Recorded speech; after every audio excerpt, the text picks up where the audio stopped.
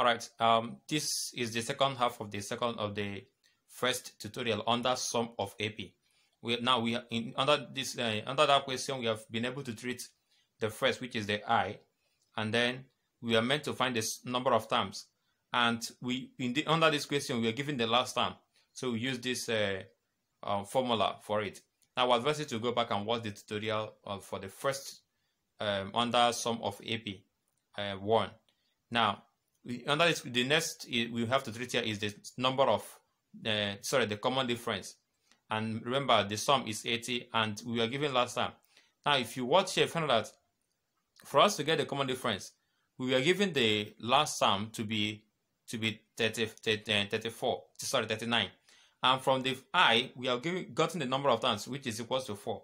So the number of terms is equal to 4. In other words, the fourth term will be equal to 39.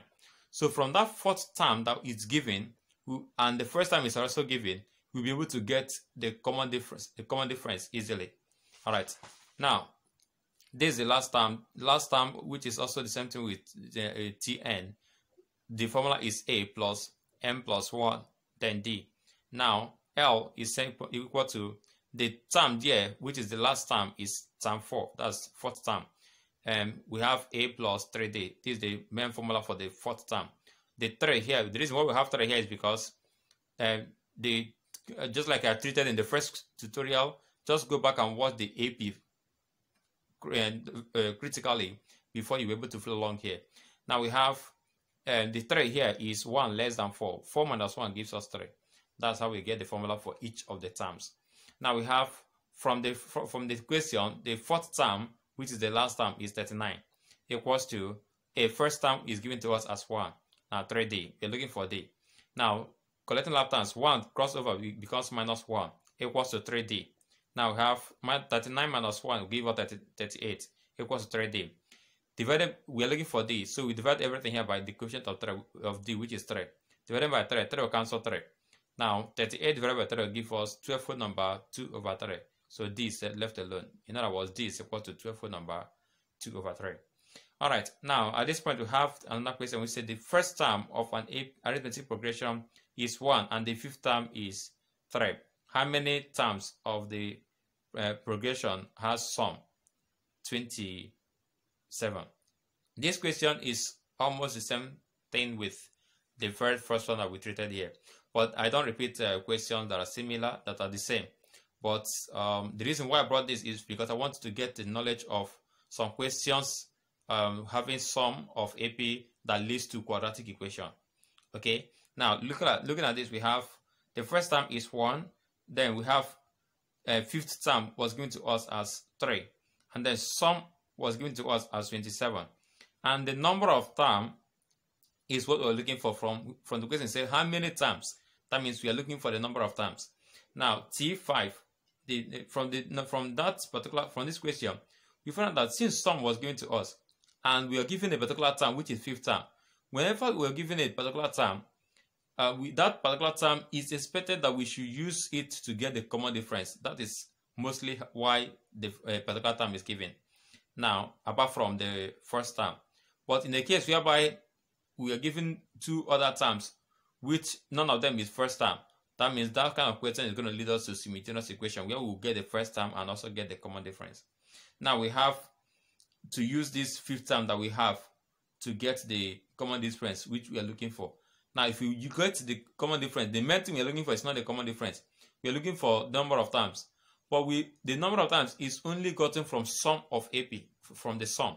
That means, and the formula for sum, this one is given to us as 27, and is not given to us, which is what we're going to find, which is what we expect to find. Now A, which is the first time, is given to us. We are looking for this, but we don't know D. So since we cannot find 2 unknown here, since it's not leading us to simultaneous equation, we cannot find N and D at the same time here under one equation. So we have to find D first. Now finding D, that hence the purpose for this fifth term. So we use the fifth term. Fifth term is equal to A plus 4D. This 4 is 1 less than, is the formula for this. So 4 is 1 less than 5. 5 minus 1 gives us 4.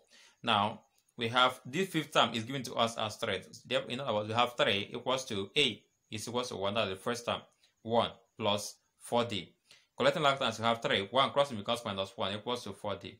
2 now, 3 minus 1 equals to 2 equals to 4D.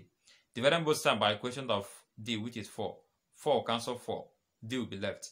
And then this 2 over 4 give us 2 here, 1, 2 here, 2. So we have D is equal to 1 over 2. Now solving for n, we have Sn. Now from that formula of sum, we use it to solve for the n. Now we have 27 equals to n. Of course, the sum was given to us in the equation as 27. Okay. Now n over 2, and we are looking for n. 2 times 1. 1 is a. That the first term is 1.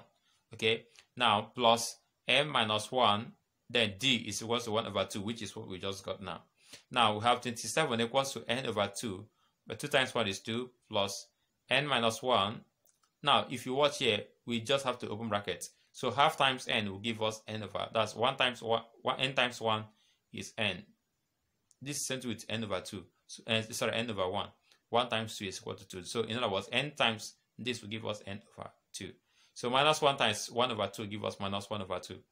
Now what we'll have here at this point, we need to use this. We cannot, I could have just said 2 minus 1 over 2, but I just want to use this one to open the bracket entirely. Whether you use this to subtract this first, you still use this to multiply out.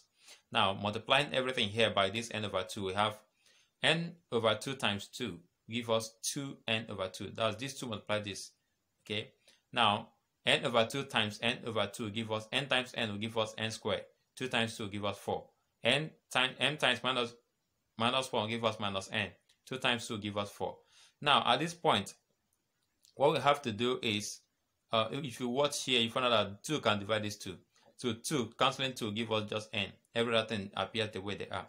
Now that we have fraction, multiple, and plus or minus, wherever we have fraction here, we have plus, we have minus. But even if it is just plus only or minus only, since it's a fraction, we want to remove this fraction, this denominator. We have to multiply everything here by the LCM of the denominators. Of course, LCM of 4 and 4 is 4. So multiply through by 4. Now we have 4 times 24 will give us this, and then n times 4 is 4n. Now this 1 times 4 will give us 4n squared.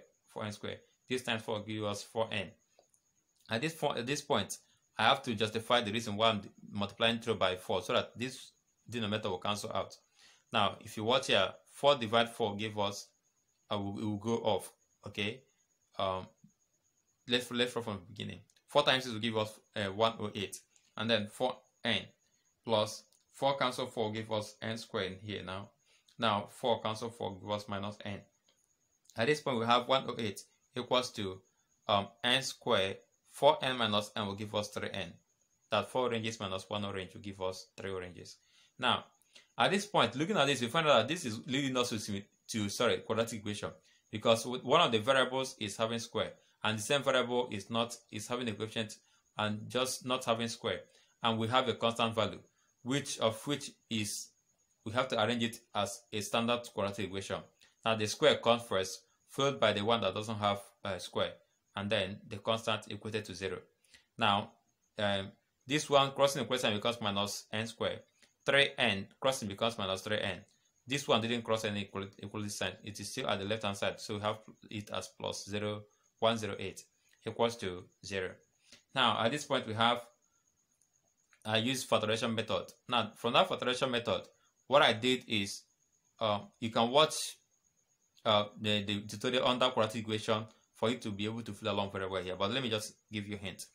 What I did here is, the first term multiply the last term, which is where we now have minus 108 n squared.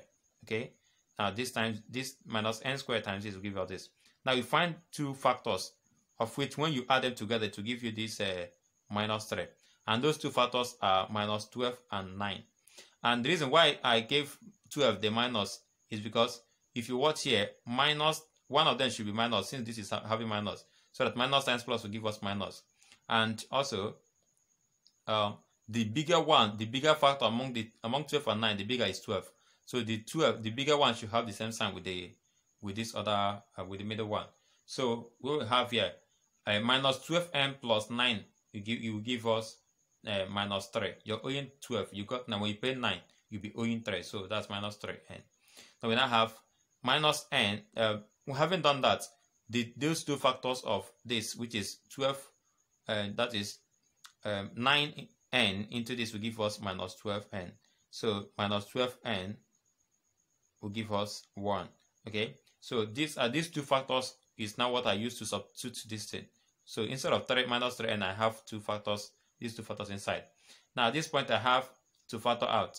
The common factor between this one and this one is n. Factoring out n, I have n left. So that is n squared divided by n. 1n will go off, remainder 1n.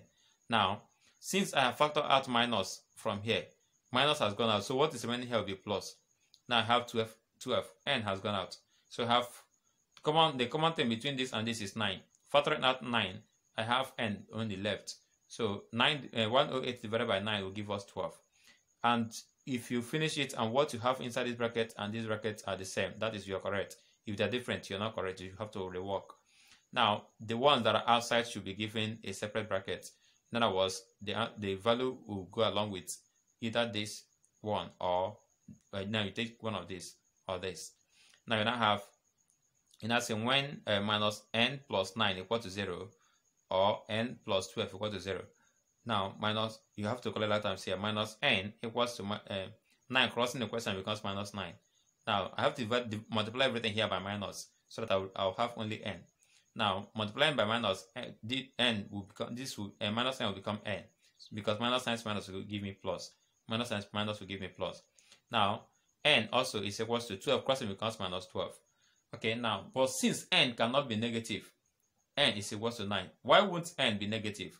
N won't be negative because the number of times we are dealing with is supposed to be an integer, a whole number, a positive integer.